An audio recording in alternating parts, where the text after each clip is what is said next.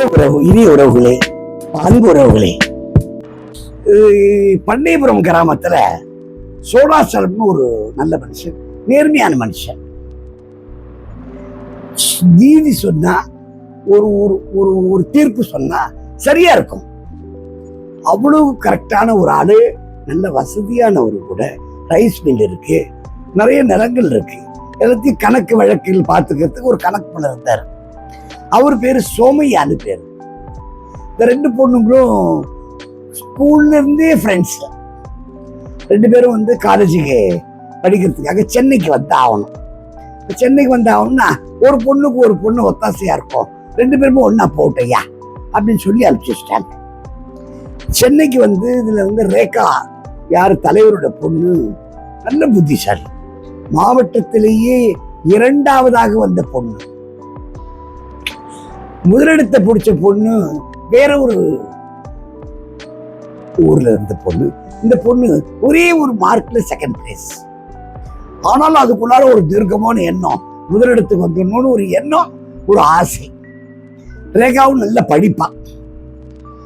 இன்னொரு பொண்ணு பிரேமா, கொஞ்சம் படிப்புல அப்படி ஒண்ணு பெரிய பெரிய கெட்டிக்காரின்னு சொல்லிட முடியாது, சுமாரா படிப்பா, ஆனா நல்ல பொண்ணு. ரேகா ரொம்ப நல்ல பொண்ணு, எல்லாத்திலும் ஈஸியா போய் அட்ராக்ட் ஆயிடுவான். விட்டில் பூச்சி மாதிரி டக்கு டக்கு டக்கு டக்குன்னு போய் அங்கங்க போய் ஒட்டிக்குவான். இவன் நல்ல மார்க் எடுத்து வாழ்க்கையில வந்து ரேகா வந்து நல்ல மார்க் எடுத்து நல்ல கிளாஸ் கிடைச்சி போய் அழகா செட்டில் ஆயிட்டான். இவன் வந்து ஐடி ஃபீல்ட்ல போய் ஐடி ஃபீல்ட்ல முடிச்சு அப்படியே ஒரு கம்பெனில போய் ஜாயின் பண்ணிட்டான். கேம்பஸ் இன்டர்வியூல இவன் அக்கௌண்டன்ட் தான் படிச்சா. யாரு? இந்த பொண்ணு, சின்ன பொண்ணு, கனகு பொண்ண பொண்ணு அக்கௌண்டன்ட் படிச்சவ பிரேமா. படிச்சு முடிச்சுட்டு அவ வந்து ஒரு சாதாரணமா ஒரு கம்பெனில ஒரு ஜாயின் பண்ணிட்டான். உடைய வாழ்க்கை பயணம் அப்படியே போயிட்டு இருக்கு. எந்த விஷயமா இருந்தாலும் ஒளிவு மறைவு கிடையாது. ரெண்டு பேரும் ஃப்ரெண்ட்ஸு கிட்ட. இந்த ரேகாவோட சென்னைக்கு வந்த பின்னாடி அவருடைய வேகம், அவருடைய ட்ரெஸ் போடுற விதம், எல்லாத்திலும் நிறைய மாறுதல்.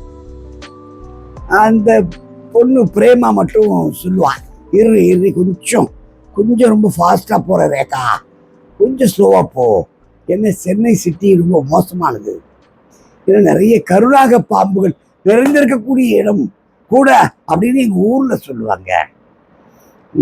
அதனால நாம தான் என்ன, முள்ளு மேல சேலை பட்டுடுச்சுன்னு வச்சுக்கோ, அது எடுக்கிறது கஷ்டம். முள்ளுக்கு ஒண்ணு பெரிய பாதகம் கிடையாது, கொஞ்சம் வேகமா எடுத்துனா சேவை கிழிஞ்சிருமா. வாழ்க்கை அப்படிதான், நம்ம வாழ்க்கை கொஞ்சம் பார்த்து பண்ணிக்கணும்னா. அவ கொஞ்சம் ஜாலியான டைப்பு. அதுவும் அவ போய் ஒர்க் பண்ண இடம் வந்து ஐடி ஃபீல்டு. அங்க இருந்த ஃப்ரெண்ட்ஸ் சர்க்கிள் அது கொஞ்சம் ஜாலியா இருக்க ஆரம்பிச்சோம். அங்க வந்து ஆண்கள் பெண்கள் ஒரு வித்தியாசங்கள் கிடையாது, நல்ல பழகுறாங்க, ஜாலியா இருக்காங்க. ஆனாலும் ரேகா கராத்தால பெல்ட் வாங்கினவ, நல்ல பிளாக் பெல்ட் வாங்கினவ, ஃபைட் தெரிஞ்சவ, தன்னை காப்பாற்றிக் கொள்ள முடியும் என்று நம்பினவ. இவருக்கு மட்டும் என்னன்னா நம்பிக்கை இருக்கு, இருந்தா கூட ஒரு பயம், இனம் தெரியாத ஒரு பயம். இவளுக்கு ஒரு சகோதரி, கூட பிறந்த ஒரு சகோதரி இருந்தா எப்படி அவளை பார்த்துக்குவாளோ, எப்படி அவளை கவனிச்சுக்குவாளோ அப்படி பார்த்துக்கிறா இந்த பொண்ண. காலங்கள் உருண்டோடிட்டு இருக்கு, இப்படியே போகுதுன்னா அப்படியே போயிடுமா. ஒரு சில மாற்றங்கள், ரேகா உடையில மாற்றம், நடையில மாற்றம், பேச்சில மாற்றம், கவர்ச்சி, லிப்டிக்கு, ட்ரெஸ், இல்லை கொஞ்சம் நல்ல மாடலா மாறுறான்.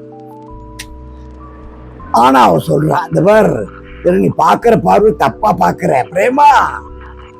ரேகா சொல்றா, நான் எப்படிப்பட்ட ஆள் தெரியுமா, நெருப்பு. என்கிட்ட ஒருத்த கூட சீண்ட முடியாது, தொட்டு பார்க்க முடியாது, நான் பழகுவேன், ஜாலியா இருப்பேன், நீ அதை வச்சு என்ன கணக்கு போடாத அப்படின்னு சொல்லுவாங்க. அடிக்கடி அங்கிருந்து கிராமத்துல இருந்து ஆட்கள் வருவாங்க, பேசுவாங்க, இவங்களுக்கு பணம் கொடுப்பாங்க செலவுக்கு, ஒரு நாள் இருந்துட்டு போவாங்க. அப்போ ரேகாவோட பாணி பிரேமாவோட பாணியை போய் அவங்க அப்பாட்ட சொல்லுவாங்க. அவர் தலைவர் ஓகே, குழந்தைங்க அப்படிதான் இருக்கும், கல்யாணம் ஆனா சரியாப்பட போகுது ஓ அப்படின்னு அவரு கொஞ்சம் மேம்போக்கான ஒரு ஆள். அப்படியே காலம் போது ரேகா ஒரு பையனை விரும்பிடுறா. இதை பிரேமாவுக்கு தெரியுது.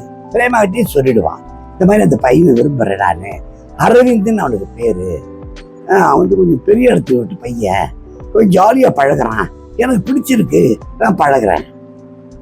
அப்படியே பேசும்போது அப்போ இவன் சொல்றா, எனக்கு என்னமோ லிமிட் ஆயிருமா, வேற ஒன்றும் இல்லை, நீ பழகு பேசு எல்லாம் இரு, உன்னை நீ காப்பாற்றிக்கணும். ஒவ்வொரு இடத்திலும் ஒரு பெண் தன்னை காப்பாற்றி கொள்ள முயற்சி செய்து கொண்டே இருக்க வேண்டும். எங்க இடத்துல வேணாலும் பாறை இருக்கலாம், எங்க வேணாலும் பாசி இருக்கலாம், வழுக்கிறதுக்கு வாய்ப்புகள் நிறைய. உதாரணம் சொல்றாங்க. இல்ல சரி சரி சரி சரி சரி இல்ல பிரேமா, நான் பார்த்துக்கிறேன். அப்படியே போகுது. பிரேமா அக்கௌண்டன்ட்ல நல்ல அந்த போஸ்ட்ல நல்ல சம்பாதிக்கிறான். சம்பாரிச்சு ஒரு பணத்தை ஒரு தொகையை ஊருக்கு அனுப்பிச்சு வைக்கிறேன். அவங்க அப்பா ஏதோ கணக்கு புள்ள, அவருக்கு வருமானம் கொஞ்சம் போராதுன்ட்டு கொஞ்சம் பணம் அனுப்பிச்சு வைக்கிறார். ரேக்கா அப்படி கிடையாது, கொஞ்சம் பணம் கிடைச்சா இன்னும் கொஞ்சம் ஜாலியா இருக்கலாமேன்ட்டு நினைக்கக்கூடிய ஆளு. தினம் ஒரு உடை உடுத்தணுன்றது அவருடைய எண்ணம். ஒரு மாசத்துக்கு ஒரு நாள் ஒரு உடை அப்படின்றது. அப்படி இருக்கா, வசதி இருக்கு, வாய்ப்பு இருக்கு, அனுபவிக்கிறான். இந்த பையன் அரவிந்த் அவளையே நோக்கி வட்டமிடுறான். பல வகையில் அவளை ட்ரை பண்றான். அவன் பெரிய ஒரு இடத்த ஆடு, வசதியான ஆளு அந்த ஆடு. அவளோட பையன் இவன். கல்யாணம் பண்ணிக்கிறியான்னு கேட்டா அதுக்கு ஒத்துக்க மாட்டேங்கிறான். நம்ம கொஞ்ச நாள் பழகலாமா ரேகா, காலம் எவ்வளவு மாறி போயிருக்கு, நாம கொஞ்சம் லிவிங் டுகெதர், நம்ம பழகி பார்ப்போம், நமக்குள்ள எப்படி செட் ஆகுதுன்னு பார்ப்போம், அப்புறம் மேரேஜ் பண்ணிக்கலாம். இந்த கதையை இங்க வேணா ராஜா, கல்யாணம் பண்ணிக்கிற மாதிரி இருந்தா பழகு. சரி, நம்ம அதை வச்சு பேசுவோம், நம்ம ஃப்ரீயா பேசுவோம். எங்க கொஞ்சம் வெளில அவுட்டிங் போலாமா? போலாம் அப்படின்னு பிரேமா எடுத்து சொன்னா, ஜாக்கிரதை, கேர்ஃபுல்லாயிரு, உன்னை காப்பாத்தி உனக்கு தெரியும் அப்படின்னு பிரேமா சொல்லி அனுப்புறான். பிரேமாவும் அவனும் கிளம்பி கார்ல போறாங்க. கார்ல போயிட்டு ஒரு ஹோட்டல்ல உட்காந்து, அந்த ஹோட்டல்ல உட்காந்து ஒரு ஆள் பேசிட்டு இருக்காங்க, ஐஸ்கிரீம் சாப்பிட்றாங்க, அப்புறம் கொஞ்சம் வேற ஏதோ ஸ்நாக்ஸ் வந்து சாப்பிட்றாங்க. அப்புறம் இவன் பாத்ரூம் போயிட்டு உள்ள போயிட்டு வரான். போயிட்டு வந்த உடனே 2 கிளாஸ் வருது. 2 தெரியுமா, ஒரு கூல்ட்ரிங்க்ஸ். ஒரு கூல்ட்ரிங்க்ஸ்ல மயக்கப்பொடி துவப்பட்டிருக்கிறது. அரவிந்தோட திட்டம், அது அவங்க ஹோட்டல், அவங்க பிளான் பிரகாரம் அதுல பவுடர் போட்டு அந்த பவுடரை அவ குடிச்சு கலந்து அந்த கூல்ட்ரிங்க்ஸை குடிச்சு மயக்கமாயிட்ட பின்னாடி அவளை கொண்டு போய் ரூம்ல வச்சு அப்படிங்கிறது அவளுடைய திட்டம். இத ஒரு பையன் மட்டும் கொஞ்சம் ஷார்ப்பா பார்த்துட்டு இருக்கான். இவ போய் வாஷ் பண்ணிட்டு வரா, அக்கா நீங்க தலைவர் பொண்ணு தானே, பண்ணேபுரம்? டேய் ஆமா, நீ அப்படின்னு கேட்கிறேன். தலைவர் கையால நான் படிச்சு வளர்ந்தவன், நான் வெறும் SLC வரைக்கும் தான் படித்தேன், மேலே படிக்க முடியலக்கா, குடும்ப சூழ்நிலை, 3 குழந்தைங்க எங்கள் அப்பாவுக்கு, மேலே படிக்க வைக்க முடியல அவரால். நான் சென்னைக்கு வேலைக்கு வந்துட்டேன், இந்த ஹோட்டலில் தான் வேலை செய்கிறேன் நான். அக்கா ஒன்று சொல்கிறேன்க்கா, இந்த அரவிந்தன் நாகப்பாம்போட மோசமானார், கொஞ்சம் ஜாக்கிரதையா இருந்துங்க. உங்களுக்கு ஏதாவது கொடுத்தா குடிக்காதீங்க, அநேகமா உங்களுக்கு வரக்கூடிய கூல்ட்ரிங்க்ஸ்ல ஏதாவது கலந்துருக்கலாம். ஏன்னா இன்னொரு ஆள்கிட்ட ஒரு ரகசியம் அவர் சொல்லிட்டு போறத நான் கேட்டேன், நீங்க ஜாக்கிரதையா இருந்துங்க அப்படின்னு சொல்றான். சரி நான் பார்த்துக்கிறேன். அங்கிருந்து வந்த உடனே இவனுக்கு அது மறந்துட்டான். இவன் என்னன்றதே தெரியாம மறந்துட்டு டேபிள் மேல வச்சுட்டு போயிட்டான். பையன் மட்டும் பக்கத்துலயே நிற்கிறான். இவன் எடுத்து கடை கண்டு குடிக்கிறான். இவன் எடுத்து குடிக்க போறா. இவன் அந்த நேரம் பார்த்து டேபிள் கிளீன் பண்ற மாதிரி வந்து அந்த கிளாஸை தட்டி விட்டுறான். உடனே அவனை பார்க்கறான். பார்த்த உடனே சொல்றான், அப்படின்னு கண்ணை காட்டினோன்னு அவன் புரிஞ்சுக்கிறான். இன்னும் தம்பி மேல ஆயிடுச்சு, இவனுக்கு கவலைப்படாது, போ, இது தவறுதலமா ஆச்சு, விடுப்போ. இவனுக்கு கோவம்னா கோவம். இவனை யாரா வேலைக்கு வச்சிருக்கீங்க? நான் என்ன பிளான் போட்டான், எல்லாத்தையும் கெடுத்துட்டான். இவனை வேலையை விட்டு தூக்குடா முதல்ல. அங்கிட்டு போய் ட்ரெஸ் எல்லாம் கரெக்ட் பண்ணிட்டு வந்து வெளியே வந்துட்டு, தம்பி இந்த அட்ரஸ், அவருக்கு அட்ரஸ் கொடுத்து, இந்த அட்ரஸ்ல இருந்து பாரு, உனக்கு நான் வேலைக்கு ஏற்பாடு பண்றேன். இனிமே இந்த ஹோட்டல்ல நீ வேலை செய்யாது, நான் இனிமேல் அவங்ககிட்ட பழக மாட்டேன், இது கேரண்டி. நான் வந்து தலைவரோட பைய பொண்ணு, நான் எப்படி இருக்குன்னு எனக்கு தெரியும். ஆனாலும் சரியான நேரத்துல நான் வழுக்கி விடக்கூடிய அந்த சூழ்நிலையில கூட என்னை காப்பாத்துறதுக்கு நன்றி, உன்னை நான் மறக்க மாட்டேன் அப்படின்னு சொல்லிட்டு வெளியே வந்துட்டு கார்ல ஏறி அவங்க சகஜமா வெளியே வந்துடுறான். இவனுக்கு ஒண்ணும் புரியல, என்னடா இது, எதுக்காகவோ கூட்டு வந்து வேலை ஆகுன்னு சொல்லிட்டு கொண்டு போய் வீட்டுல விட்டுறான். நாளாக அவனை கழிச்சு விட்டுறான். அவங்க கூட பேசுறதை நிறுத்திடுறான். அப்படியே கொஞ்சம் கொஞ்சமா விட்டுட்டு அவரோட கவனத்தை மேல் படிப்புல செலுத்துறான். வெளிநாடுக்கு போய் படிக்கணும்னு அவன் ஆசைப்படுறான். அந்த பையன் வர வச்சு அந்த கம்பெனிலேயே அவனுக்கு ஒரு வேலையை கொடுத்து அவனு வாழ்க்கையை அமைச்சு கொடுக்குறான்.